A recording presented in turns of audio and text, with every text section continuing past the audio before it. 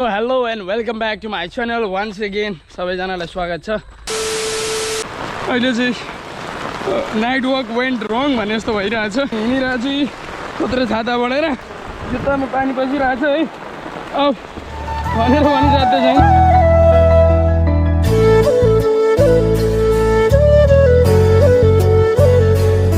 र अब चाहिँ म मामा घरतिर लागेको। यस च्यानलमा नयाँ हुनुहुन्छ भने कृपया गरेर सब्सक्राइब गरिदिनु होला अनि छेउमा रहेको नोटिफिकेसन बेललाई पनि ड्याङ्ग हिर्काएर चाहिँ अलमा सेलेक्ट गरिदिनु होला ताकि तपाईँहरूलाई मैले अपलोड गर्ने हरेक भिडियोको नोटिफिकेसन टाइममा मिलोस् भन्दै मेरो पछिल्लो भिडियोहरूलाई यति धेरै माया गरिदिएकोमा तपाईँहरू सबैजनाप्रति म एकदमै हृदयदेखि धन्यवाद आभार गर्दै आजको ब्लगलाई सुरु गरौँ। अहिले चाहिँ म यो घारीको जङ्गलको बाटो हिँड्दै आउँदैछु। अगाडि बढिरहेको छु।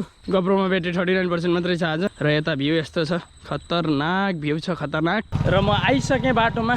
आज आमाको गाली खाँदै आएको। आमाले मलाई हिँडेर जान नदिन खोज्नुहुँदै थियो। गाडीमा जा, बाइकमा जा भन्नुहुँदै थियो। तर एनी हाउ म हिँडेर आएँ किनकि यार फिजिकल्ली एक्टिभ यति चाहिँ अब हिँड्न केही त्यत्रो गाह्रो कुरा होइन। श्राद्धमा गएर चाहिँ मैले खाना खानुपर्ने हुन्छ अनि यहाँ एउटा रुमाल बोकेर हिँडिरहेको छु। यो रुमाल पनि कोही बेला घाँडो नै हुन्छ। अघि भर्खर चिसो भइरहेको थियो। सरी मुख धुलाएँ नि त अनि मुख धुलाएर अनुहार पुस्दै हिँडेको थिएँ। यसो हेर्दा तवल जस्तो देख्नुहुन्छ होला, तवल पनि हो। अनि ब्याकग्राउन्ड नोइजलाई इग्नोर हान्दिनँ होला। म बाटोतिर हेरिरहेको छु क्यामेरामा भन्दा बढी, त्यसको लागि पनि क्षमा चाहन्छु। अहिले म चाहिँ यहाँ आन्टीको साधु जुलपी पसलमा आइपुगेको छु र यहाँनिर के टोक्ने विचार लागिरहेछ। गन्ध आइरहेछ। तपाईँहरूलाई गन्ध आएको छैन होला, धामी बाँच्न चलिरहेछ। So that is why I'm heading here. Once again.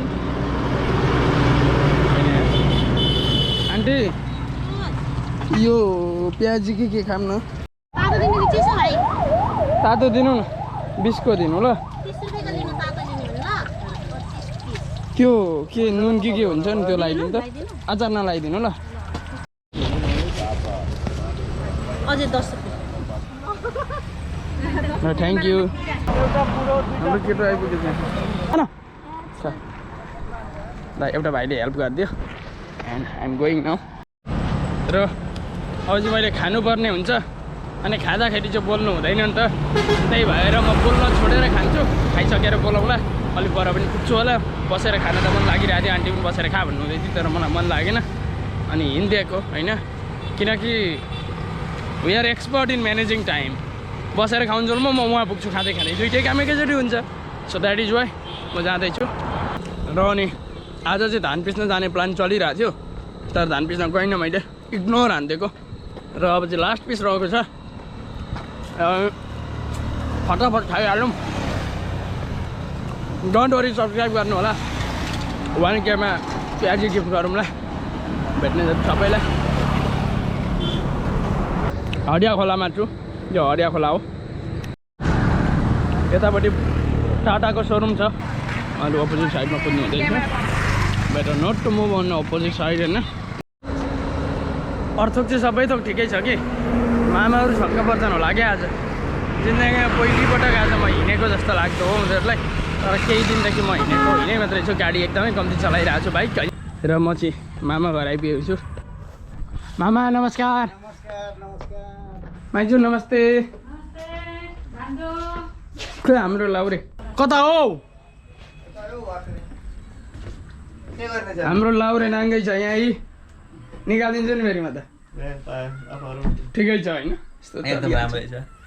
र यो चाहिँ भ्यू हो घरदेखि बाहिर हेर्दाखेरि यस्तो देख्ने दृश्य। कपडा लगा मलाई। र हाम्रो सानीमा हुनुहुन्छ यहाँ। सानीमालाई हाई भनिदिनु न। हाई भनिदिनु न। हाई। ओके। यहाँ लाउरे छ। लाउरे हेलो। र यता म छु, यता छु। उज्यालो देखिएको थिएन होला। र अब चाहिँ यहाँनिर एकछिन बस्छु अनि एकछिन आराम गरेर चाहिँ जाने हो। यसो घुम्दै आएको। यस्तो एउटा साउन्ड किन्नु छ, साउन्ड बक्स यस्तो खालको किन्छु। घरमा गीत थर्काउँदै भ्लग एडिट गर्दा यत्रो साउन्ड बनाएर एडिट गर्ने के क्या मजा हुन्छ। हेडफोन लगाएर एडिट गरौँ मजै हुँदैन के। अनि अहिले भर्खरै एउटा भिडियो अपलोड गरेर आएको थिएँ म र त्यसको रेस्पोन्स हेर्छु म। यहाँ छ मोबाइल, लेट मी चेक कतिको रेस्पोन्स आइरहेछ। र यता मैले युट्युब स्टुडियो खोलेँ 786 र 1 घन्टा 31 मिनटमा 42 भ्यू दिस इज असम हैन 20 like and 8 comment thank you so much गोप्रोको लो लाइट मोड चाहिँ अफ गरेको र चाहिँ बिट रेट कम राखेर 800 ISO मा राखेको र चाहिँ र त्यसलाई इन्क्रिज गरिदिएँ अहिले and I hope it's looking clear now र अब चाहिँ म खतम टाटा बाई बाई एन्ड अहिले चाहिँ नाइट वक वेन्ट रङ भने जस्तो भइरहेछ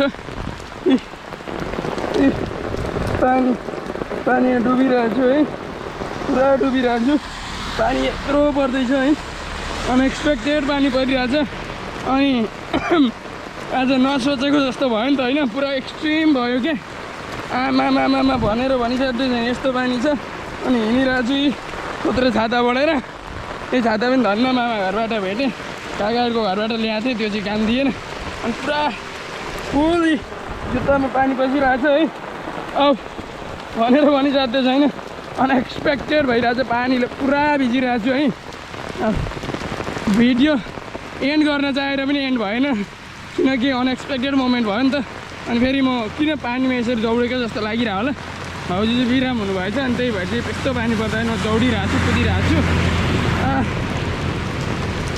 ल हेर बिजुली कड्केको डुङ हान्छ होला है एउटा अटो रोकेको थिएँ रोकिँदैन अटोले पनि पुरै फुल भिजिरहेछ जुत्ता होइन जुत्ता चाहिँ पुरै फुल भिजेको छ अनि मेरो अनुहार यस्तो देखिरह्यो होला